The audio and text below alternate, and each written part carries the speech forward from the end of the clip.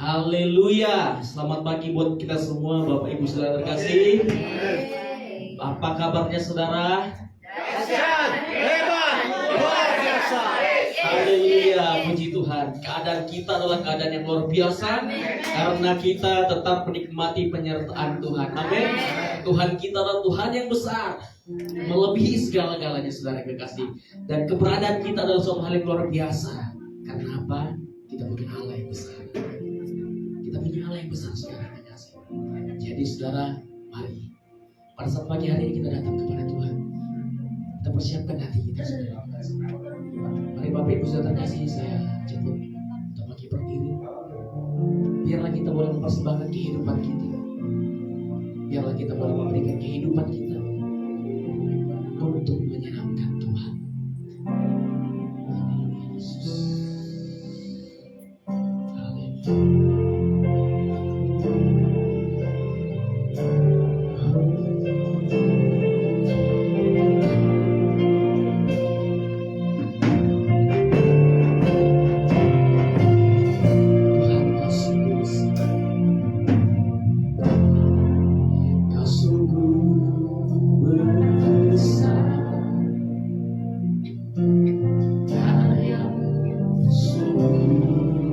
I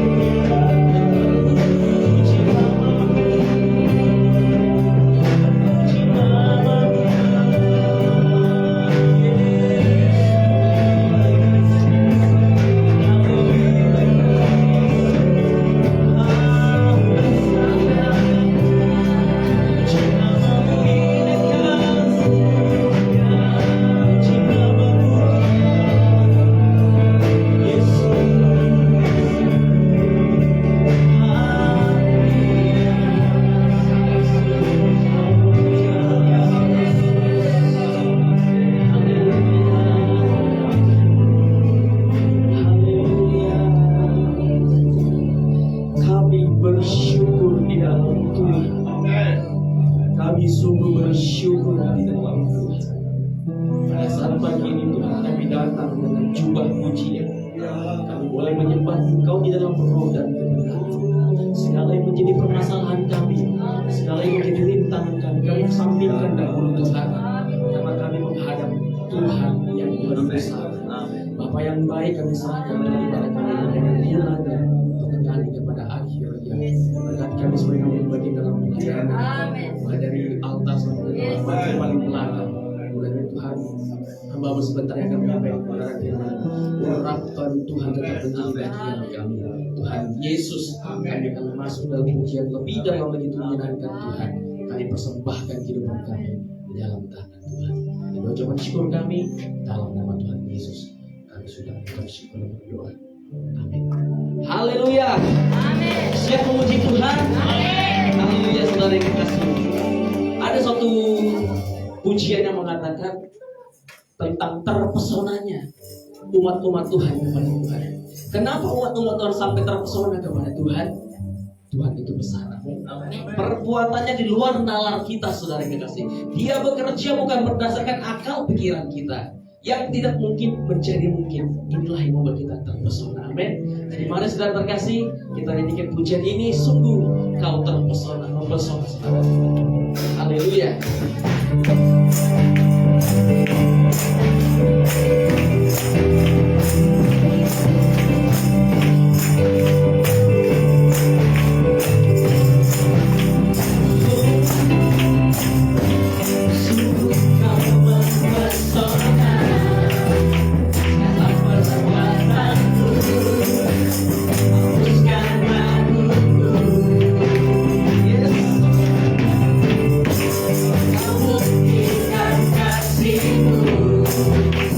Mati bagimu, hapuskan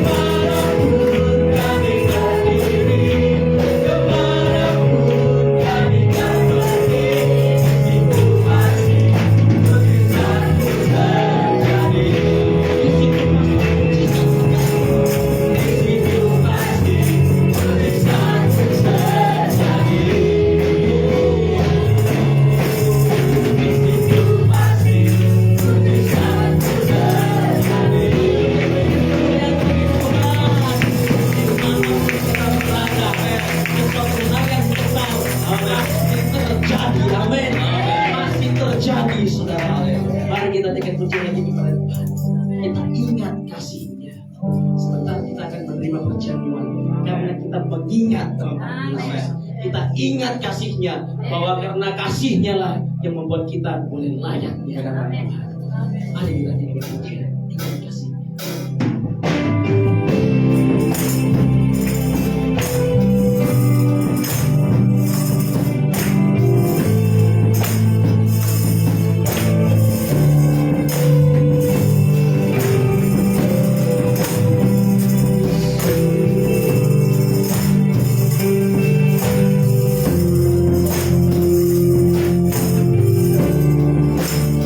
Begitu besar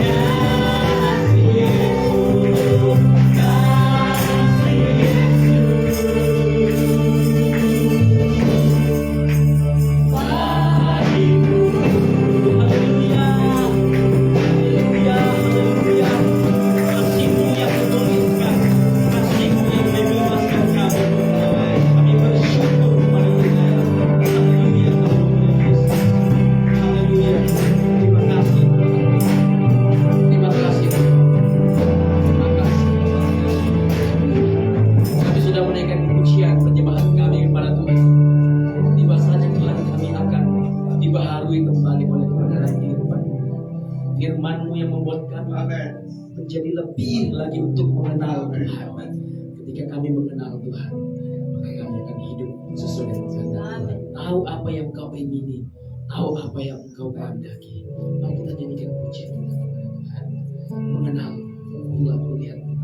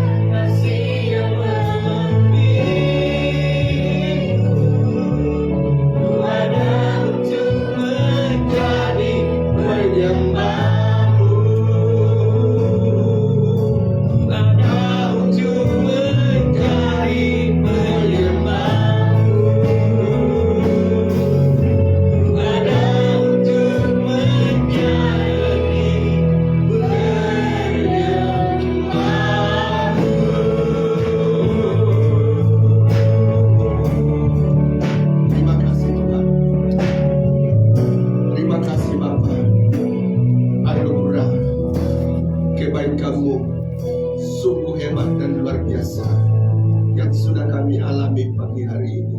Itu sebabnya Bapa, Firman-Mu berkata, dengan apa kami membalas kebaikan Tuhan selain kami hanya mengangkat piala keselamatan di hadapan Tuhan.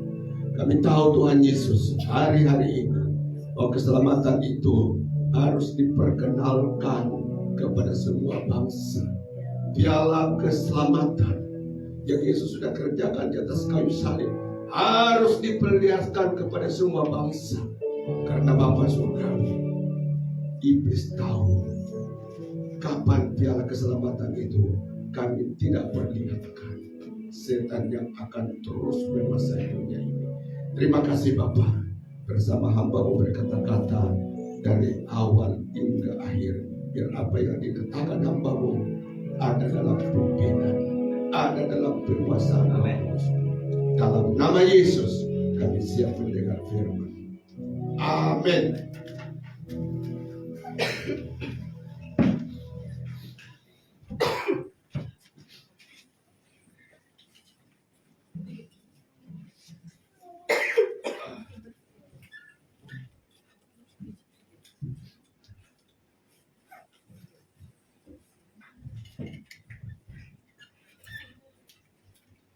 Oke, puji Tuhan, jemaat dikasih Tuhan.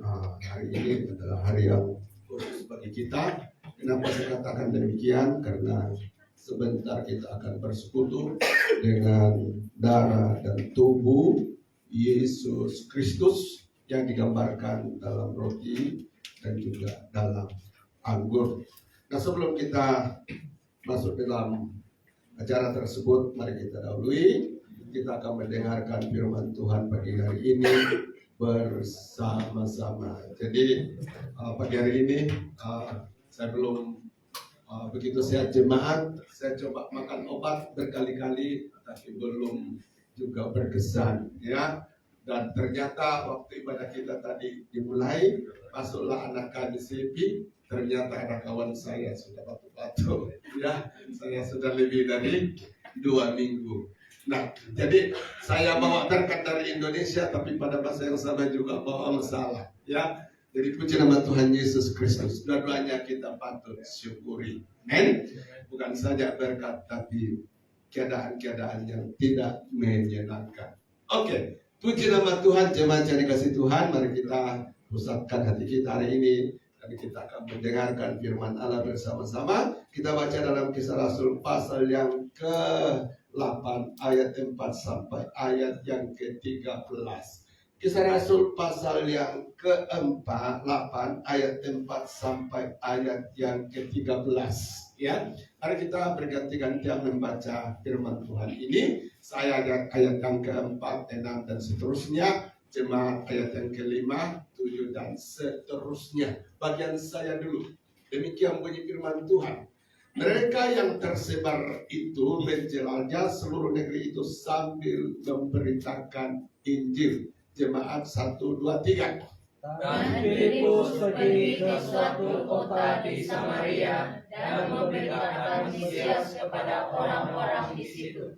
Ketika orang banyak itu mendengar pemberitaan Filipus dan melihat tanda-tanda yang diadakannya, mereka semua dengan bulat hati menerima apa yang diberitakannya itu. Sebab dari banyak orang yang kerasukan roh jahat, keluarlah roh itu sambil berseru dengan suara keras. Dan banyak juga orang lumpuh dan orang timpang yang disembuhkan. Maka sangat besar sukacita dalam kota itu. 9. Seorang yang bernama Simon telah sejak dahulu melakukan sihir di kota itu dan menakjubkan rakyat Samaria serta berlagak seolah-olah dia seorang yang sangat penting. Semua orang besar kecil mengikuti dia dan berkata, orang ini adalah kuasa Allah yang terkenal sebagai kuasa besar. Jemaat 3. Dan mereka mengikutinya karena sudah lama dia menakjubkan mereka oleh perbuatan sihirnya. Tetapi sekarang mereka percaya kepada Filipus yang memberitakan Injil tentang kerajaan Allah dan tentang nama Yesus Kristus. Dan mereka memberi diri mereka dibaptis baik laki-laki maupun perempuan. Jemaat 3. Simon sendiri juga menjadi percaya, dan sesudah dibaptis, ia senantiasa bersama-sama dengan Filipus, dan takjub ketika ia melihat tanda-tanda dan mujizat-mujizat besar yang terjadi. Puji nama Tuhan. Nah, jemaat yang dikasih Tuhan, dari firman yang kita sudah baca tadi bersama-sama, saya akan memberi tema firman Tuhan pagi hari ini. Memberitakan Injil adalah tugas utama gereja. Ya, saya ulang lagi. Memberitakan Injil adalah tugas utama gereja. Dan jemaat yang dikasih Tuhan, ini perlu kita renungkan baik-baik. Karena apa? Di dalam pasal 8 tadi, saudara yang dikasih Tuhan, ya, rasul-rasul sengaja tidak disebutkan di sana. Jadi siapa yang dikatakan Alkitab di sana menyebar ke berbagai tempat. Yang menyebar itu bukanlah Petrus, bukanlah murid-murid Yesus, bukanlah sang rasul, jemaat yang dikasih Tuhan. Tetapi yang menyebar itu adalah orang-orang percaya yang sudah menerima Yesus sebagai Tuhan dan Juru Selamatnya secara pribadi. Ya. Dan orang ini sengaja Tuhan kirim aniaya. Kenapa? Sebab orang-orang percaya seperti ini, saudara, sudah shock, tahu shock, kasih Indonesia. Tiap hari kumpul, makan perjamuan bersama-sama. Tiap kali belajar firman Tuhan bersama-sama. Tiap kali berdoa bersama-sama. Tiap kali belajar kebenaran firman Tuhan bersama-sama. Ya, dan jemaat yang Kristen, ini menjadi kebiasaan yang sudah mendarah daging dalam hidup mereka. Dan Tuhan tahu, apakah itu salah, saudara? Tidak salah. Apa berdoa bersama-sama itu salah? Apa mendengar firman Tuhan bersama-sama itu salah? Tidak. Tapi yang Tuhan mau saudara kasihkan kepada gerejanya adalah bahwa kebenaran, ya, keselamatan, pengampunan, kasih Tuhan, anugerah Tuhan yang sudah kita alami, yang sudah kita nikmati, jangan berhenti di diri kita sendiri, tapi perlu diberikan kepada apa? Orang lain. Itulah sebabnya jemaat yang dikasih Tuhan, ketika Tuhan melihat bahwa ini anak-anakku yang syok-syok menyembah aku, memang baik, syok beribadah kepada aku, memang baik, tapi mereka sudah mengabaikan tugas utama. Wah, seperti mereka direbut dari dosa, seperti mereka direbut dari tangan iblis, maka banyak orang di sana, banyak orang-orang di tempat lain yang juga berada dalam keadaan sama dan perlu direbut oleh mereka. Itulah sebabnya jemaat yang dikasih Tuhan, Tuhan kirim aniaya. Akhirnya jemaat dikasih Tuhan, semua jemaat itu menyebar. Ya, kalau kita aplikasikan ke kota Kinabalu ini, tadinya kita bersekutu bersama, sudah syok-syok semua, asik. Tapi Tuhan berkata, ini bukan tugas utama kamu. Persekutuan yang kita akan nikmati bersama-sama di surga itu tunggu, akan datang. Tapi ini adalah masa untuk menjangkitkan kasih Tuhan, menularkan kasih Tuhan yang sudah terjadi dalam hidupmu kepada orang lain. Jadi Tuhan berkata, jangan kamu lupa, ini tugas utama, yaitu merebut bangsa-bangsa yang ada di tangan iblis kepada kerajaan surga. Dan ini terjadi jemaat. Ini terjadi jika saudara dan saya melibatkan diri di dalam apa? Pemberitaan Injil. Nah, puji nama Tuhan Yesus Kristus. Saudara, ada satu kesaksian yang pada beberapa puluh tahun yang lalu, seorang yang tidak punya karunia berkhotbah, tidak punya talenta memimpin pujian, tapi hatinya terbakar setiap kali lihat orang-orang berdosa yang sedang menuju neraka. Hatinya sangat, saudara yang kasih Tuhan, tertusuk. Hatinya sangat terpukul melihat orang-orang berdosa yang begitu banyak sedang menuju neraka. Itu sebabnya jemaat yang dikasih Tuhan, dia tahu bahwa tugas memberitakan Injil itu bukan dibebankan kepada pastor saja, tapi juga kepada saya. Masalahnya saya tidak pandai berkhotbah, masalahnya saya tidak pandai mengajar, masalahnya saya tidak pandai menginjil. Apa yang dia lakukan, saudara kasih Tuhan? Ya, dia pergi ke apa? Jalan raya di mana ada lampu traffic di situ.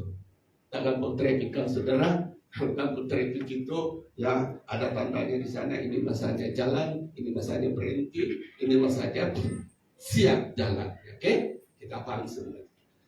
Jadi saudara yang kasih, tidak ada yang suruh, tapi Roh Kudus membakar hatinya saudara yang kasih Tuhan.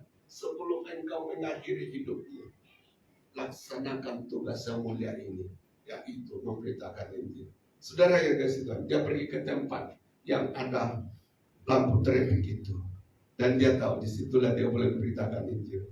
Ketika lampu trafficnya saudara berwarna merah, banyak kereta apa? Berhenti. Dia ketuk satu persatu. Dia ketuk, orang pun buka pintu saudara. Ya, karena lihat ini orang bukan orang gila, orang normal, orang buka pintu. Apa dia katakan begini saudara?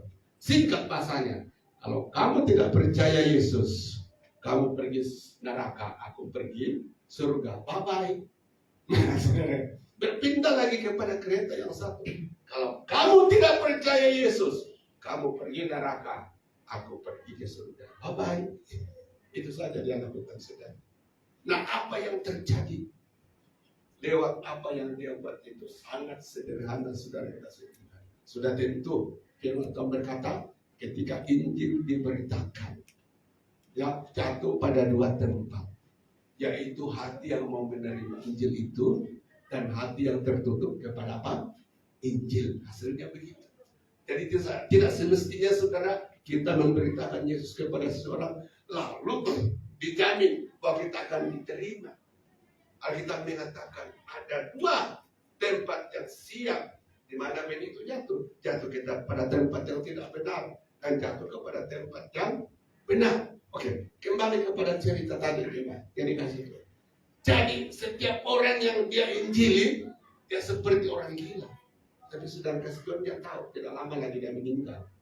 Ya, dan dia mau bawa oleh-oleh itu kepada Tuhan. Orang-orang yang dia ketuk pintunya itu, saudara, ada yang menganggap orang ini gila, tapi ada yang melayu, tertusuk hatinya. Kenapa orang itu sanggup berdiri berjam-jam di lampu terbit? Hanya berkata, jika engkau tidak terima Yesus, kamu pergi neraka, aku di surga.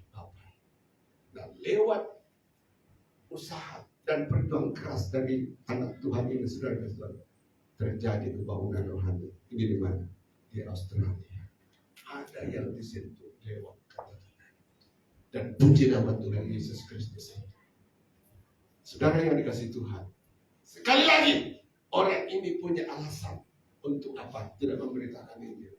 Karena banyak yang menghalangi hal itu dalam hidupnya. Dan demikian, saudara kasih Tuhan, karena hatinya mengasihi Tuhan, hatinya cinta sama Tuhan, dia tidak mau pergi sendirian ke surga. Dia mau juga ada orang lain menerima hasil daripada korban Yesus Kristus di atas kayu salib, yaitu mati dan hidup. Itu sebab apapun potensi dalam hidupnya, dia persembahkan kepada Tuhan.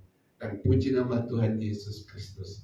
Saya kira kalau api seperti itu membakar setiap anak-anak Tuhan hari ini, maka saudara kasih Tuhan, kita akan mempercepat kedatangan Yesus. Amin. Kenapa kita mengatakan jika Injil kerajaan sudah didengar oleh semua bangsa, maka ingat kedatangan Yesus akan segera terjadi. Jadi saudara yang kasih Tuhan, kedatangan Yesus itu siapa yang mempercepat atau memperlambat? Saudara dan saya, ya kan? Tapi hari ini saudara, kalau kita tidak mau memberitakan Injil, Tuhan berkata, ini adalah tugas utama kamu selama kamu hidup di bumi ini. Saudara boleh berkata, aku tidak pergi, boleh pergi ke tempat-tempat lain untuk memberitakan Injil. Tapi siapakah ladang, siapakah pribadi yang Tuhan siapkan saudara untuk bawa sama Yesus? Boleh tahu itu? Ya. Sekali lagi, saya katakan, kita boleh beralasan, aku tidak boleh memberitakan Injil, pergi seperti si Anu, karena memang itu ada panggilan khusus. Tapi saya katakan, karena firman ini bukan saja kepada hamba Tuhan, tapi dikhususkan kepada gereja, maka saudara yang dikasih Tuhan, setiap kita, ketika Tuhan memberi perintah ini, pasti Tuhan tahu kita ada tempat untuk menginjil. Amin. Tempat apa itu saudara? Itu berarti kawan sekerja saudara. Amin. Tempat apa itu? Itu mungkin orang tua, mungkin mertua yang belum selamat, mungkin saudara, mungkin kita. Itulah ladang kita. Amin. Beritakan Injil kepada mereka. Tuhan berkata, ya, masalah mereka terespon atau tidak, itu adalah masalah lain. Itu adalah masalahnya Tuhan. Tugas kita dikatakan dalam 1 Korintus hanya menyiram, ya, hanya menyiram, hanya menanam, tapi yang menumbuhkan siapa? Yesus Kristus. Jadi puji nama Tuhan. Inilah pesan Yesus yang harus diberi perhatian utama, khususnya hari-hari ini. Tahu saudara yang dikasih Tuhan, serangan setan kepada gereja Tuhan hari ini sungguh mengerikan. Dan itu sebabnya orang percaya harus tampil sebagai apa? Orang-orang yang kuat di dalam Yesus Kristus, yaitu memberitakan Injil. Karena apa saudara kasih Tuhan? Sekarang ini terjadi satu fenomena di mana daerah-daerah orang Kristen itu saudara, kebanyakan daerah makmur. Dan kebanyakan keluarga-keluarga Kristen tidak mau banyak ada. Ya, paling banyak apa? Berapa? 2. Ya, saya pun 2 juga saudara. Sama juga berdoa sampai banyak, tapi gembala berkata sama saya dulu, bukan kau yang berada. Oke. Ya. Jadi jemaat yang dikasih Tuhan. Nah, jadi sekarang jika pertambahan orang Kristen itu didasarkan pada kelahiran, saudara kasih Tuhan, ke depan kira-kira ada masalah atau tidak? Ada masalah. Sementara agama seberang, dia boleh punya apa istri lebih dari 1. Jadi bayangkan, kalau 5 istrinya, ya jangan terlalu. Kalau 5 istrinya saudara, dalam 5 istri 1 anak saja, kita sudah berapa? Dalam 1 istri 1 anak. Nah, kalau 5 istri berarti 5 anak. Dia sudah menang. Kita baru melihat dia sudah 5. Berapa? Jadi dia akan memenuhi. Nah, saudara kasih Tuhan, nah bagaimana menangani hal demikian? Alkitab katakan, hanya boleh terjadi di apa? Saudara dan saya mulai melihat tanggung jawab yang Tuhan amanahkan bagi kita, yaitu memberitakan apa? Injil. Amin. Nah, sekarang ini saudara kasih Tuhan, ya, tidak perlu susah-susah untuk memberitakan Injil. Boleh hari ini. Oke, hari ini. Apa kabar? Ya, ada masa enggak? Kita pergi beribadah. Amin. Kalau kamu malas pergi gereja kamu karena ini karena itu, coba melawat di gereja kami. Amin. Ya, itu sudah menginjil. Amin. Dan saudara yang dikasih Tuhan Yesus, inilah pertanyaan Tuhan kepada kita nanti bila menghadap Dia. Aku izinkan kau hidup di bumi berapa tahun? Kira-kira tugas yang aku berikan sudah dilaksanakan atau tidak? Saudara, itulah yang akan bergema. Dan itulah pertanyaan Tuhan yang tidak boleh dilalaikan dalam hidup kita nanti. Nah, saudara kasih Tuhan, setan sangat licik seringkali. Bagaimana kau memberitakan Injil, hidup mereka lebih baik daripada kamu? Ya, kita harus memberitakan Injil, memang memberitakan apa yang kita sudah alami dalam hidup kita, yang di dalam Tuhan. Tapi saudara yang dikasih Tuhan, mau menunggu supaya kita jadi sempurna untuk memberitakan Injil, kapan itu akan terjadi? Mari kita beritakan Injil, amin, kepada mereka. Tuhan yang akan bekerja. Nah, puji nama Tuhan Yesus. Mari kita lihat hari ini, kenapa memberitakan Injil adalah menjadi tugas utama gereja. Nah, alasan yang pertama, perhatikan. Hanya dengan pemberitaan Injil, keselamatan dapat diperkenalkan kepada apa? Semua bangsa. Hanya dengan pemberitaan Injil, saudara, keselamatan itu dapat diberikan, diperkenalkan apa? Kepada semua bangsa. Ingat, tahukah saudara yang dikasih Tuhan, kenapa Tuhan mengizinkan bangsa-bangsa Eropa menjajah banyak bangsa di bumi ini? Tahu rasanya? Kenapa saudara kasih Tuhan? Orang Eropa lah yang pertama menerima Injil, yang pertama menerima Injil secara massal. Ya, dalam sejarah gereja, orang Eropa lah saudara yang pertama menerima Injil secara massal. Bayangkan, dulu negara Roma itu adalah penganiaya orang Kristen, tapi saudara yang kasih Tuhan, tidak lama kemudian negara itu menjadi apa? Negara Kristen, Katolik, ya, seluruhnya. Dan kemudian Injil itu menyebar di orang-orang kulit putih, saudara kasih Tuhan. Pada saat itu orang-orang kulit putih ini Spanyol, Portugis, apalagi Inggris, Belanda, siapa lagi saudara, mulai menjaga bangsa-bangsa apa? Ke seluruh dunia. Pertanyaannya, kenapa Tuhan izinkan bangsa ini, saudara kasih Tuhan? Izinkan, walaupun Tuhan tidak setuju dengan banyak pahaman politik yang mereka buat. Karena banyak dari bangsa ini, saudara kasih Tuhan, membawa penindasan, kesengsaraan kepada bangsa ini dijajah. Tapi dalam hal itu Tuhan, ya, Tuhan tidak setuju dengan apa yang mereka, tapi Injil, saudara kasih Tuhan, ya, tetap Tuhan izinkan pakai melalui bangsa-bangsa yang menjajah ini. Tahukah saudara kasih Tuhan, kegerakan dan perkembangan agama Kristen itu sangat menakjubkan terjadi waktu terjadi penjajahan kepada bangsa-bangsa lain. Kenapa? Saudara kasih Tuhan, setiap bangsa yang dijajah oleh bangsa yang menjadi, saudara, selalu ada Injil yang mengikutinya. Amin. Disitulah. Jadi saudara yang dikasih Tuhan, orang-orang yang ada di rumus, orang-orang kadasan, semua ini saudara kasih Tuhan diinjili oleh bangsa apa? Penjajah. Nah, kalau tidak ada penjajah, saudara, kita kafir sampai hari ini. Kalau bukan kafir, pasti menganut agama sebenar. Paham itu maksudnya. Jadi Tuhan memakai, ya, Tuhan memakai bangsa itu untuk apa? Menyebarluaskan, ya, berita kepada bangsa-bangsa lain. Apa saudara kasih Tuhan? Pada waktu itu gereja, ya, hampir memenuhi seluruh bumi. Injil saudara diperdengarkan kepada semua bangsa. Tapi sekarang tidak ada lagi penjajahan, kan? Apa itu berarti saudara kasih Tuhan? Tidak ada lagi kesempatan memberitakan Injil. Tidak. Justru kesempatan kita saat ini luar biasa. Karena saudara boleh menggunakan DJ, boleh menggunakan apa lagi? Medsos untuk menginjil. Ada men? Lihat penginjilan di media sosial sekarang ini, saudara, sangat-sangat luar biasa. Dan banyak orang dibawa kepada Kristus. Karena apa?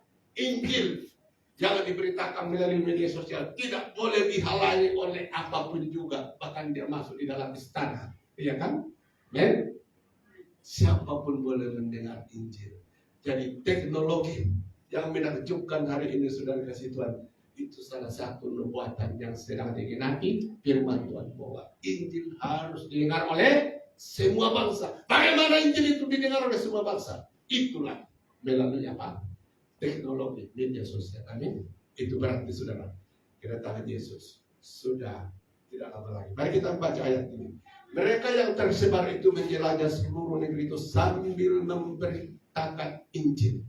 Dan Yesus pergi ke suatu kota di Samaria dan memberitakan Mesias kepada orang-orang di situ. Saudara yang dikasih Tuhan, kita lihat di ayat ini, ya, bahwa sengaja Tuhan memilih mengangkat jemaat, bahwa mereka bukan saja harus berkumpul berdoa, berkumpul untuk apa? Menyembah Tuhan. Tetapi saudara Tuhan katakan tugas utama kamu harus memberitakan Injil dimanapun kamu berada.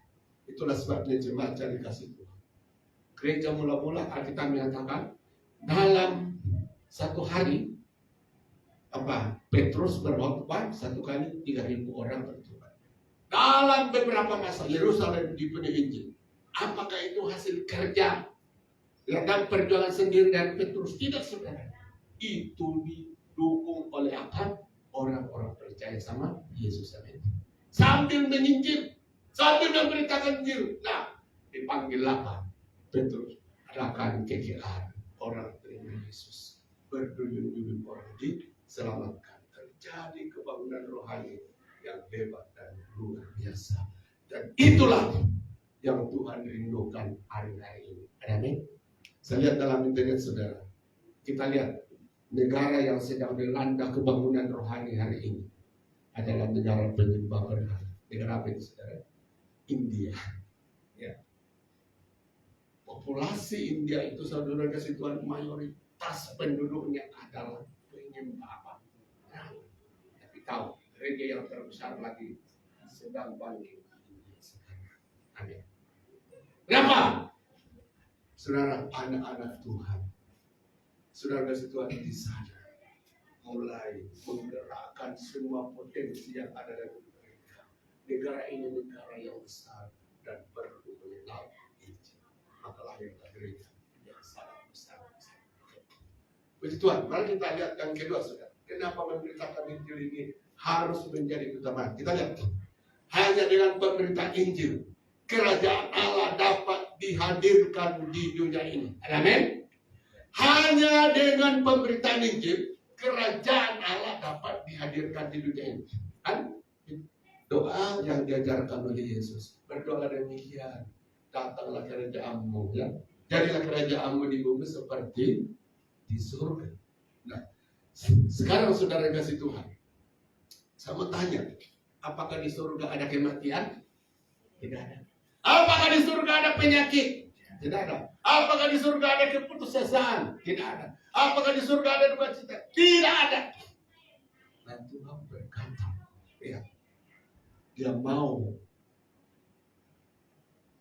setidak-tidaknya sebagian keadaan yang ada di surga itu sudah dialami oleh orang sekalipun berada di dunia yang sudah saudara kata bersuasana neraka. Itulah atau tidak kan? Ya. Dunia yang kita tempati saat ini dunia yang suasananya penuh dengan suasana neraka. Dan itu terbukti jemaat.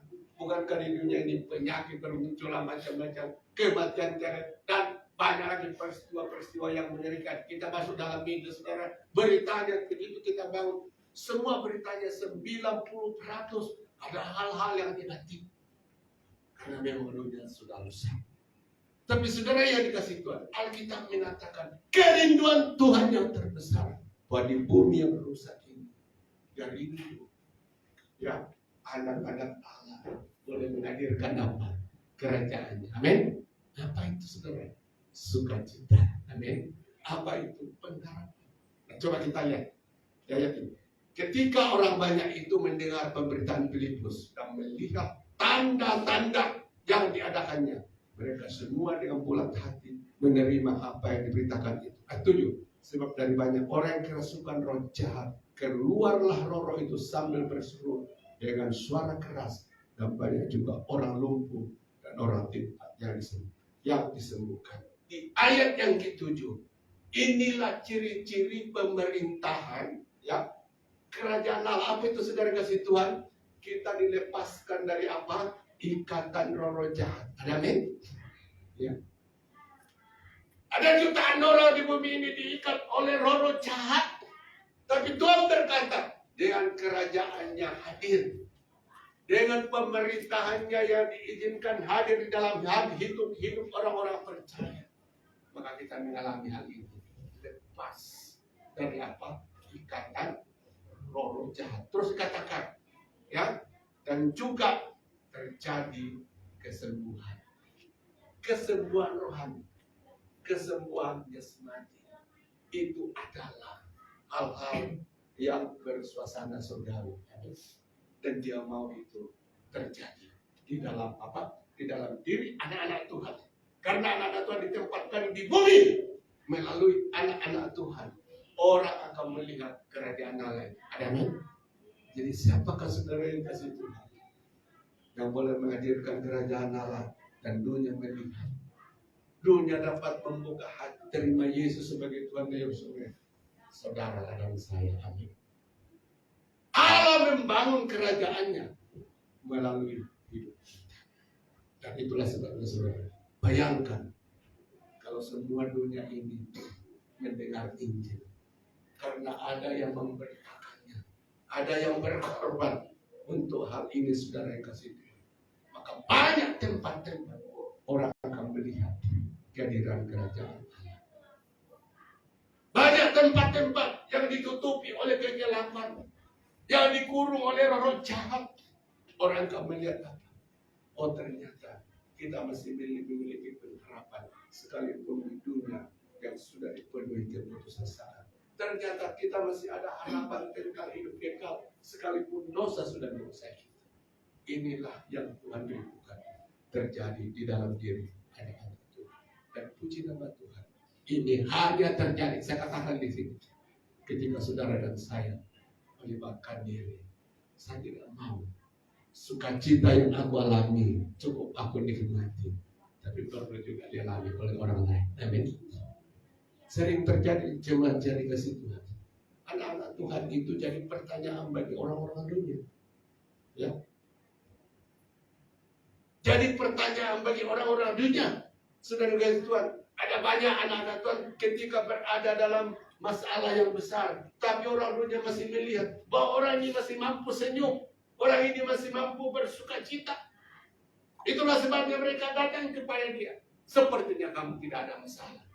Tadi itu pernah dialami oleh ibu gembala. Ada satu kedai di bawah sini, saudara kasih Tuhan, dia sudah tutup, dan dia katakan, dia panggil ibu gembala, kamu tidak ada masalah. Dia panggil, saudara, kamu tidak ada banyak masalah. Tapi dia bilang, sepertinya kamu tidak ada masalah. Artinya, saudara, kami banyak masalah. Mereka juga, tapi masih boleh dia membedakan. Ternyata masih ada perbedaan, ya, antara kita dan mereka. Dia masih boleh melihat apa di dalam diri itu kepala dan mereka. Karena apa? Sepertinya tidak susah. Padahal banyak kesusahan. Nah, saudara yang kasih Tuhan, disitulah kita apa? Memberitakan Injil Yesus Kristus. Nah, ada satu kesaksian saudara. Ini satu kawan kami hamba Tuhan diutus ke satu daerah di Kalimantan. Tahu masa dulu, masa sangat primitif.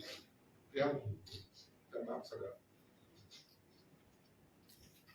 Jalan di tepi sungai itu saudara berminggu-minggu masuk di hutan untuk memberitakan Injil. Ya, dan apa yang terjadi? Hamba Tuhan ini saudara setiap kali masuk di tempat itu, apa yang dia terima?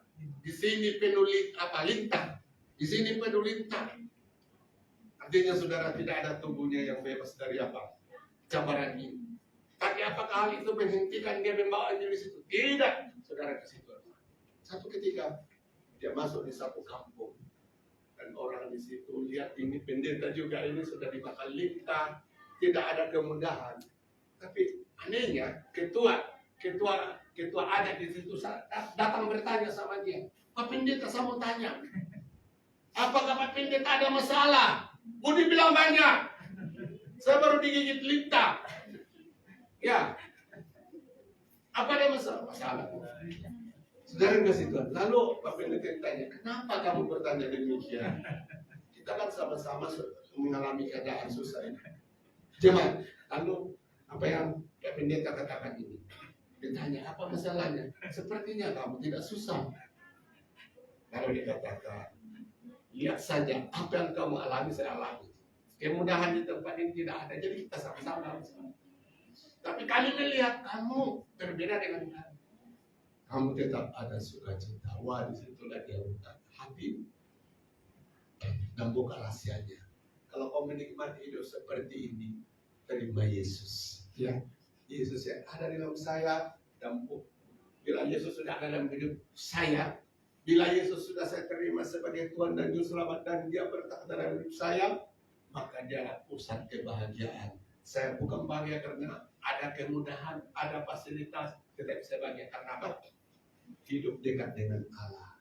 Nah, saudara kasih Tuhan, melalui peristiwa ini, saat menceritakan Yesus, orang itu dimulai dibuka hatinya. Saat itulah gereja didirikan di situ. Amin. Kenapa? Orang melihat bahwa dalam diri hambanya ini ada kehadiran kerajaan. Dalam bentuk apa, saudara? Dalam bentuk sukacita. Amin. Jadi hidup saudara yang diberi sukacita tanpa disadari punya dampak, punya pengaruh kepada orang lain. Oke, mari kita lihat yang ketiga. Kenapa pemberitaan Injil itu harus menjadi keutamaan? Hanya dengan pemberitaan Injil, maka api Roh Kudus tetap hadir dalam gereja. Perhatikan baik-baik ini, saudara. Hanya gereja yang terlibat dalam pemberitaan Injil. Firman Tuhan berkata, gereja itulah akan berada dalam persekutuan dengan apa? Roh Kudus. Amin. Ya. Setibanya di situ kedua rasul itu berdoa supaya orang-orang Samaria itu beroleh Roh Kudus. Ya. Sebab Roh Kudus turun di atas seorang pun di antara mereka karena mereka hanya dibaptis dalam nama Tuhan Yesus Kristus. Nah, saudara yang dikasih Tuhan, ini penting sekali. Ya. Kita hidup hari ini, kita bertahan ikut Tuhan, kita mampu menghadapi apa goncangan dalam hidup kita, itu karena pekerjaan Roh Kudus. Amin. Kita mampu mengikuti Yesus sampai ke langkah yang terakhir, seperti yang dikatakan Rasul Paulus. Ya, aku telah mengakhiri perjuangan. Ya, dan aku telah sampai ke garis akhir. Itu karena apa? Pekerjaan Roh Kudus di dalam hidup kita. Dan saudara yang dikasihi Tuhan, dengar baik-baik. Tanpa Roh Kudus, gereja ini akan hancur. Tapi hanya dengan Roh Kudus gereja ini boleh terpelihara. Nah, bagaimana kita, saudara, ya, membangun supaya apa? Kehadiran Roh Kudus itu tetap bersama gerejanya, terus bersama dengan kita. Itulah saudara dan saya terlibat di dalam apa? Pemerintahan ini. Ada amin? Sebab tugas utama Roh Kudus diberikan kepada saudara apa? Untuk memberitakan Injil. Apa? Kisah Rasul 1:8, kamu akan menerima kuasa, ya, dan kamu akan menjadi saksiku apa? Di Yerusalem, Yudea, Samaria, dan sampai ke ujung. Jadi Roh Kudus diberikan kepada kita bukan sekedar supaya saudara ya penuh sukacita, penuh kekuatan, tidak. Tujuan utama Roh Kudus dihadirkan di gerejanya, di dalam pribadi kita. Alkitab mengatakan hanya ini, supaya saudara tergerak, saudara ada beban, ya, saudara ada duka cita terhadap apa? Orang-orang ya yang sedang menuju neraka. Ada seorang apa Tuhan saudara yang kasih Tuhan, ya, ketika dia melihat tentang banyaknya jiwa-jiwa yang pergi ke neraka dalam penglihatan, saudara kasih Tuhan, dan dia mulai terangkan, dia mulai ceritakan itu di dalam jemaat bahwa betapa pentingnya kita memberitakan Injil. Karena apa? Masa kita hidup di bumi ini singkat, sementara banyak jiwa-jiwa sedang menuju neraka selama-lamanya. Pendeta ini berkata, jika saudara dan saya, jemaat yang ada di sini, tidak ada lagi terketuk hatimu ketika melihat wayang ini, maksudnya saudara kasih Tuhan, film tentang neraka. Kau melihat jiwa-jiwa yang masuk dalam neraka, siap menerima penghukuman kekal selama-lamanya daripada Tuhan, tapi hati Anda tidak tergerak, itu berarti kekristenan Anda tidak benar di mata Tuhan. Selama kita tidak ada beban, saudara-saudara, kita menyatakan kita boleh berteriak-teriak memuji Tuhan, tapi Tuhan katakan, aku mau beban seperti yang Yesus sudah kasih Tuhan, ya, ada di dalam hidupnya, juga ada di dalam hidup kita. Amin. Apakah beban itu? Filipi mengatakan dia Allah, tapi dia tinggalkan kesederhanaannya itu sebagai Allah dan turun menjadi manusia, bahkan menjadi hamba dan mati di kayu salib. Hanya karena apa, saudara? Ingin orang-orang berdosa yang mau mau terima keselamatan di dalam Yesus, yang mau percaya kepada Yesus, diselamatkan. Itulah itu. Amin. Jadi puji nama Tuhan Yesus Kristus. Kita masa ini saudara kasih Tuhan yang menghadapi satu zaman di mana saudara kasih Tuhan setan sedang bekerja keras untuk menarik orang daripada Tuhan. Ya, sampai dengan dalam satu YouTube, negara Amerika itu negara yang boleh dikatakan basis ya kekristenan yang sangat besar di bumi sekarang ini. Tapi saudara dikasih Tuhan, ajaran tentang Kristen progresif telah menahan banyak orang pergi gereja. Bilang cukup berbuat baik, jangan kaca orang, buat baik saja. Itu sudah cukup. Tidak perlu terima Yesus. Nah inilah serangan setan yang paling tajam hari ini. Seperti bom nuklir siap menghancurkan orang-orang percaya. Tapi mari hari ini, perbuatan baik apapun kita buat, kalau di luar Yesus tetap kebinasaan selama-lamanya. Kita harus hanya berfokus pada sang pribadi, yaitu Yesus Kristus. Puji Tuhan, mari kita bagi tertib jemaat dan kita akan masuk di dalam perjamuan kudus pada pagi hari ini.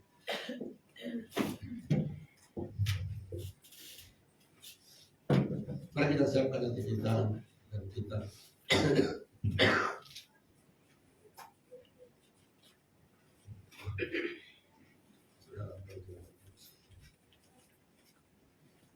sebelum mendahului tim kita dengarkan pujian yang sudah disiapkan oleh mereka.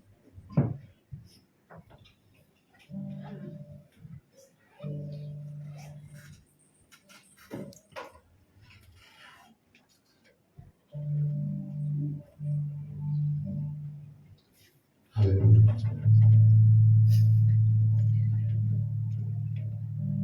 Terima kasih Tuhan. Haleluya.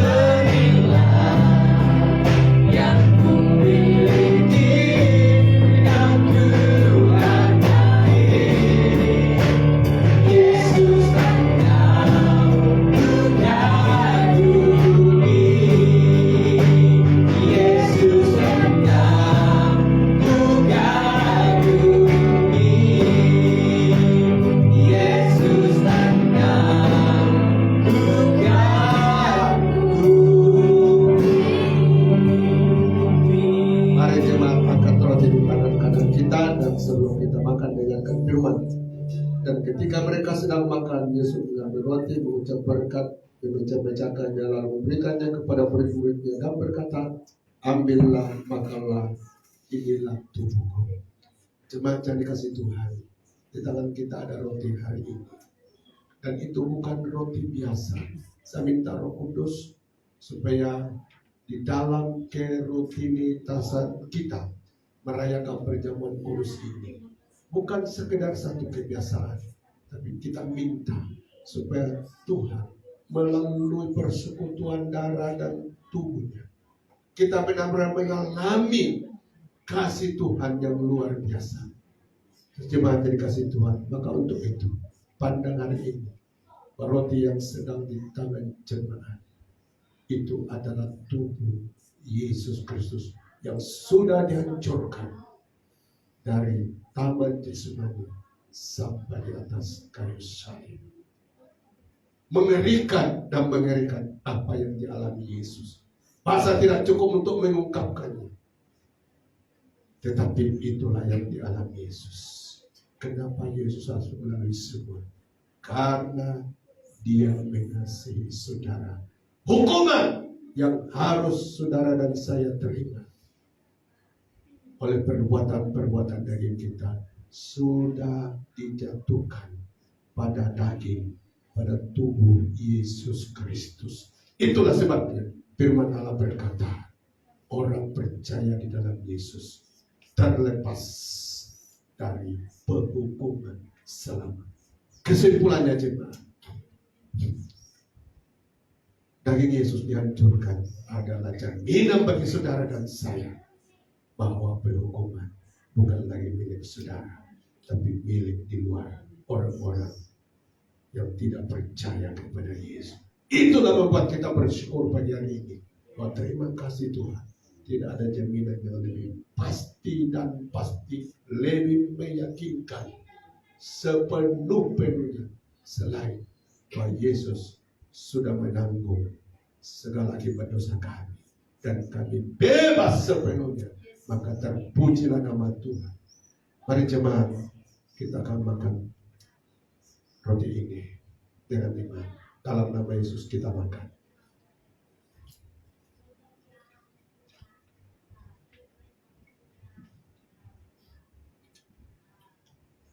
Dan 27, sesudah itu mengambil cawan, mengucap syukur lalu memberikannya kepada mereka dan berkata, minumlah kamu semua dari cawan ini, sebab inilah darahku, darah perjanjian yang ditumpahkan bagi banyak orang untuk pengampunan dosa. Tidak ada yang lebih ajaib dan selalu diingatkan Tuhan kepada kita bahwa dosa adalah akibatnya maut, kematian kekal selama-lamanya. Itulah berita mengerikan. Tidak ada jalan untuk keluar dari penghukuman yang kekal karena dosa.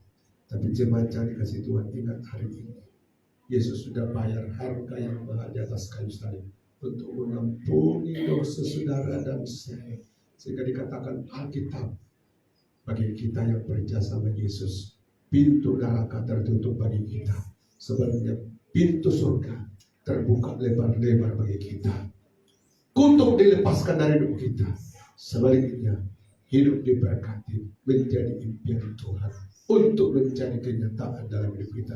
Lebih daripada itu, dosa memisahkan kita dengan Allah. Tapi hari ini, kabar sukacita melalui penumpahan darahnya, saudara dan saya dipersekutukan, dipersatukan dengan Tuhan. Itu sebabnya Yesus berkata, aku kepala dan engkau tubuh. Bayangkan itu saudara yang dikasih Tuhan. Siapa kita ini? Sampai Tuhan berkata, engkau tubuhku. Tidak kira apa latar belakang kita. Kita adalah tubuhnya. Dia adalah sang kepala. Oh, terpujilah nama Tuhan. Kita ada dalam satu kesatuan yang sangat-sangat luar biasa. Yang sangat-sangat mulia. Yang sangat-sangat saudara kasih Tuhan indah, bersekutu dengan sang kepala. Dia adalah sumber segala-galanya. Sebabnya mari kita bersyukur sama Tuhan pada pagi hari ini. Terima kasih Tuhan, Terima kasih, sekalipun aku kehilangan semua kekayaan yang ada di bumi ini. Tapi jika aku belum kehilangan Yesus, maka itu belum masalah. Sebaliknya, jika kita memiliki segala yang ada di bumi ini, tapi kita sudah kehilangan Yesus, maka kita telah kehilangan harta yang paling terbaik mulia dalam hidup. Mari terus ikut Yesus sampai langkah yang terakhir. Karena setan iblis akan terus berusaha menyeret banyak orang-orang percaya tinggalkan Tuhan. Dan itu yang terjadi hari ini. Tapi lewat persekutuan darah Kristus, saudara ingat, saudara diingatkan oleh firman Allah, ingat persekutuan kita dengan Yesus bukan hal yang mudah bagi Tuhan. Dia harus tumpahkan darah supaya saudara dan saya dapat membangun persekutuan dengan Dia. Oleh sebab itu mari kita bersyukur. Terima kasih Bapak, sebentar kami akan minum anggur ini yang melambangkan darah Tuhan. Tidak ada kata-kata kami yang lebih jelas daripada apa yang Kau Tuhan cerahkan, bukakan di dalam hati anak-anak. Engkau Bapa yang sungguh luar biasa, sungguh mengasihi kami. Sebabnya Bapa surgawi, kami sebentar kami akan minum garam sebagai Tuhan Yesus, tanda persekutuan kami dengan Bapa. Maka Tuhan Yesus Kristus, tidak ada lagi tempat, tidak ada lagi ruang bagi Tuhan roh jahat, bagi iblis untuk masuk dalam hidup kami. Karena kesatuan kami dengan Tuhan begitu erat intim. Terima kasih Tuhan, terima kasih Tuhan. Kuduskan seluruh hidup kami, dan kami akan terima meminumnya di dalam iman, yaitu dalam nama Yesus. Mari kita minum juga. Terima kasih Tuhan Yesus. Semua anak-anak-Mu pagi hari ini Bapa yang ada dalam ruangan ini sudah mengambil bagian di dalam Tuhan persekutuan dengan tubuh dan darah. Dan Bapa surgawi, itulah membuat kami luar biasa di mata Tuhan. Itulah membuat kami menjadi harta Tuhan yang paling berharga di bumi ini. Sebabnya Bapa, melalui juga hal ini kami mulai melihat hidup kami, bahwa kami ini siapa. Kami ini siapa? Terima kasih Tuhan, lewat pengorbanan kami menjadi orang-orang yang berharga di mata Tuhan. Tidak ada keajaiban yang sungguh luar biasa dalam kami ketika kami disebut keluarga Allah, anak-anak Allah. Terima kasih Bapak. Maka itu sebabnya pagi hari ini seluruh hidup kami biar hanya untuk kemuliaan bagi Engkau. Terima kasih Tuhan. Kami tahu Tuhan, apa jadinya, apa akibatnya hidup sebagai keluarga daripada iblis. Hidup dalam perhambaan dosa, hidup dalam kotor. Tapi hari ini oleh darah, oleh korban-Mu di atas kayu salib, kami direbut dan dijadikan keluarga Allah. Terima kasih Tuhan, karena kami adalah keluarga. Engkau memelihara kami di bumi ini untuk tetap setia, untuk tetap mengasihi Engkau sampai kepada langkah yang terakhir. Itulah iman kami, dan kami percaya bukankah firman-Mu berkata, jadi menurut iman. Terima kasih Tuhan Yesus. Terima kasih semua umat-Mu yang sudah mengambil bagian dalam persekutuan Tuhan. Tubuh hari ini, apapun masalah mereka, hari ini mereka melihat bahwa di dalam Yesus ada pertolongan, ada mujizat, ada anugerah. Sebab umat hari ini Tuhan Yesus berada di dalam Tuhan dekatnya. Maka hari ini mereka melihat bahwa di dalam Yesus ada keledaan, ada penyerapan sukacita yang paling-paling baik. Terima kasih Tuhan Yesus. Terpujilah nama Tuhan. Berkata firman-Mu yang sudah dibuka, beritakan hamba. Kiranya Bapak supaya jemaat hari ini didorong bahwa jika Tuhan sudah selamatkan kami, Tuhan sudah mengampuni kami, Tuhan sudah merebut kami dari tangan iblis, maka Bapak surgawi, banyak orang seperti kami dulu yang perlu direbut. Itu Bapak bahkan setiap anak-anak, sehingga apapun Tuhan sumber dalam hidup kami, boleh kami pakai ini untuk menjangkau, memberitakan Injil kepada orang-orang lain, dan nama Tuhan dipuji. Terpujilah nama Tuhan. Hamba sudah berhenti berkata-kata. Kerana Roh Kudus selanjutnya bekerja dalam diri kami. Dalam nama Yesus kami berdoa. Amin.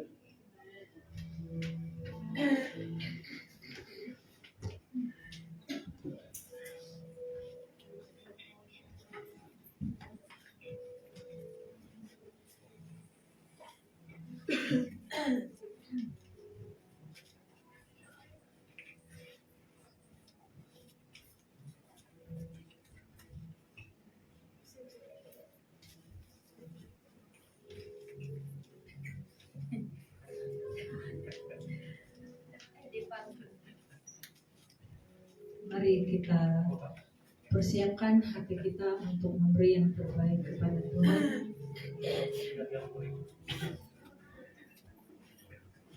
Terima kasih Bapak.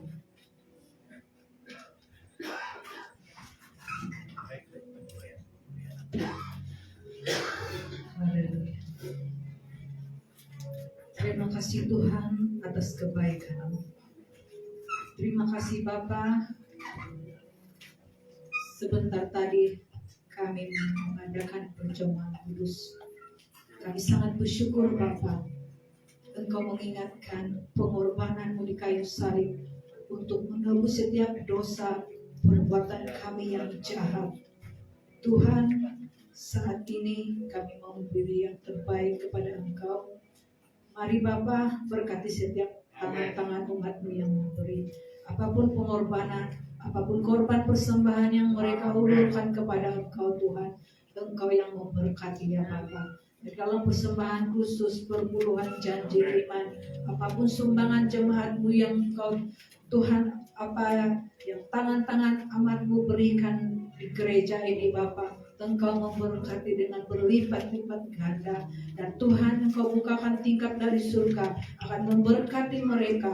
Yang kekurangan Tuhan, Engkau berikan kelimpahan. Di saat mereka memberi, Tuhan, Engkau Tuhan tunjukkan upah kepada setiap jemaat-Mu ya Bapa. Seperti seorang perempuan janda yang memberi persembahan, apa yang ada dia miliki dengan hati yang sungguh dan terbuka kepada Engkau. Begitu juga Tuhan dengan umat-Mu yang ada di tempat ini Bapa. Berkati setiap pekerjaan anak-anak-Mu ya Bapa. Setiap orang tua kami ya Tuhan, Engkau memberkati agar apapun yang mereka lakukan setiap tangan mereka ya Bapa. Tangan Tuhan senantiasa memberikan berkat-berkat yang berkelimpahan ya Bapa. Dan Tuhan, terima kasih Bapa. Terima kasih, kami mau siap memberi. Di dalam nama Yesus kami berdoa dan bersyukur. Haleluya. Amin.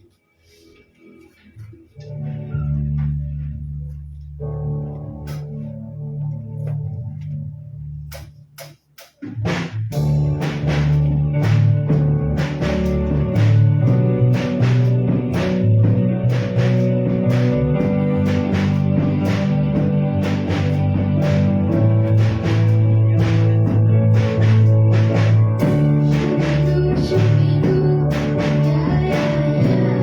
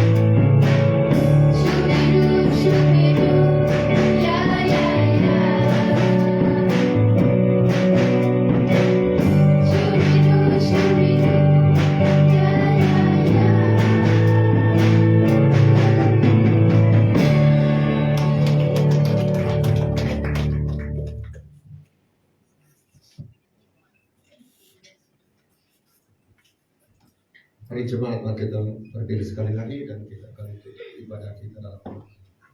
Terima kasih Tuhan Yesus karena anugerah dan kemurahan-Mu telah bersama kami dalam ibadah pagi hari ini dari awal hingga berakhirnya.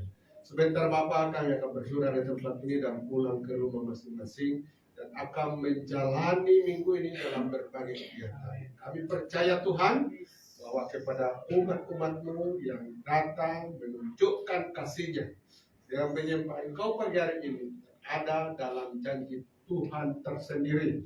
Karena firman-Mu berkata ada perbedaan orang beribadah dan yang tidak beribadah. Maka itu sebabnya Bapak kami berdoa kepada umat-Mu yang cinta Tuhan. Kiranya janji-janji-Mu juga dinyatakan dalam hidup mereka. Sementara umat-Mu yang terhalang datang pagi hari ini. Apapun masalah mereka, kiranya Tuhan minggu depan hatinya dibakar oleh Roh Kudus. Sehingga kami sama-sama memuji dan memuliakan Allah di tempat ini. Terima kasih Tuhan Yesus, terima kasih dan kami berdoa di mana Tuhan tim pujian penyembahan akan mulai masuk dalam latihan musik untuk bulan ini. Tuhan Yesus campur tangan, tidak ada sesuatu pun boleh terjadi sekalipun kami memakai nama Tuhan jika tidak ada campur tangan Roh Kudus bicara langsung dengan kami yang boleh berjaya, yang boleh berhasil. Itu sebabnya Bapak kami berdoa supaya umat-umat yang terlibat Tuhan Engkau penuhi dengan Roh Kudus sehingga Bapak apa yang kami lakukan semua berakhir dengan hal yang memuliakan Allah. Amin. Terima kasih Tuhan Yesus.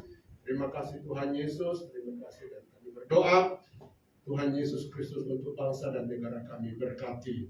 Karena kami berada di tempat ini Tuhan, maka itu berarti Engkau tuntut tanggung jawab bagi kami mendoakan bangsa ini supaya terus berada dalam berkat Tuhan. Dan bangsa berada dalam berkat Tuhan berarti bangsa itu jauh dari kekacauan. Bangsa itu stabil dalam ekonomi dan stabil dalam hal-hal yang baik. Dan kami tahu semua kebaikan yang ada di bangsa ini dampaknya juga akan hilang oleh anak. Sebabnya Bapak, penting sekali Tuhan, penyertaan-Mu, campur tangan-Mu bersama-sama dengan pemimpin dan pemerintah kami. Terima kasih Tuhan Yesus, terima kasih. Mari jemaat angkat tangan dan berdoa dari Tuhan. Jemaat yang dikasih Tuhan, mari kita pulang ke rumah masing-masing. Kiranya kasih karunia dari Allah Bapa melalui Yesus Kristus serta persekutuan Roh Kudus-Nya akan menyertai jemaat mulai hari ini sampai Yesus datang pada kali kedua. Yang mengucap syukur di dalam nama Yesus, kami sudah berdoa dan semua jemaat berkata, Amin. Oke, pengumuman.